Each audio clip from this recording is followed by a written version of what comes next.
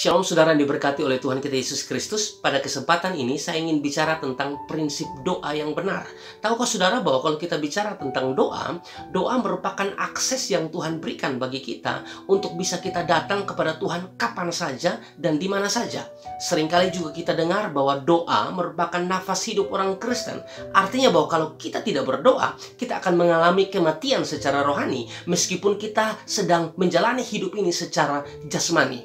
Doa juga tentang relasi atau hubungan kita dengan Allah. Kita tidak bisa menjalani hidup yang serba sulit ini. Bahkan dikatakan dalam Efesus pasal yang kelima ayat yang ke-16 bahwa hari-hari ini adalah jahat tanpa pertolongan daripada Tuhan. Oleh karena itu saudara yang kekasih, ada beberapa hal yang saya ingin bicarakan atau yang saya ingin bagikan tentang prinsip doa yang benar. Yang pertama saudara, sadarilah bahwa tugas kita adalah berdoa dan tidak turut menentukan jawaban doa tersebut. Karena jawaban doa itu urusannya sama Tuhan.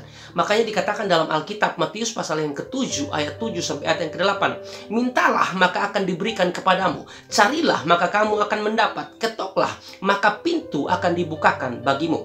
Karena setiap orang yang meminta menerima, dan setiap orang yang mencari mendapat, dan setiap orang yang mengetok baginya pintu dibukakan. Perhatikan di sini saudara, kata mintalah, carilah, dan ketoklah itu merupakan bagiannya kita.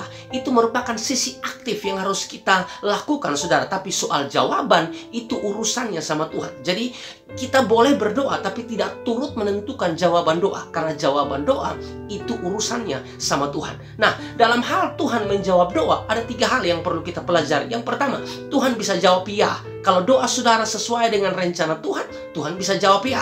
Yang kedua saudara, Tuhan bisa jawab tidak. Ada 2 bagian yang saya mau bahas. Yang pertama saudara, Tuhan akan jawab tidak saudara kalau doa saudara tidak sesuai dengan keinginan Tuhan. Dan yang kedua saudara, jika ada dosa, Tuhan tidak jawab doa saudara. Makanya Alkitab berkata di dalam Yesaya 59 ayat 1 sampai ayat yang kedua, sesungguhnya tangan Tuhan tidak kurang panjang untuk menyelamatkan, dan pendengarannya tidak kurang tajam untuk mendengar. Tetapi yang merupakan pemisah antara kamu dan Allahmu ialah segala kejahatanmu, dan yang membuat dia menyembunyikan diri terhadap kamu sehingga ia tidak mendengar ialah segala dosamu.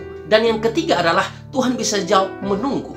Disinilah kita belajar bahwa waktu Tuhan adalah waktu yang terbaik. Makanya dikatakan dalam Pengkhotbah 3 ayat 11 bagian A bahwa ia membuat segala sesuatu indah pada waktunya. Ya, jawaban Tuhan juga bisa menunggu. Disitulah kita bisa belajar bahwa waktu Tuhan adalah waktu yang terbaik.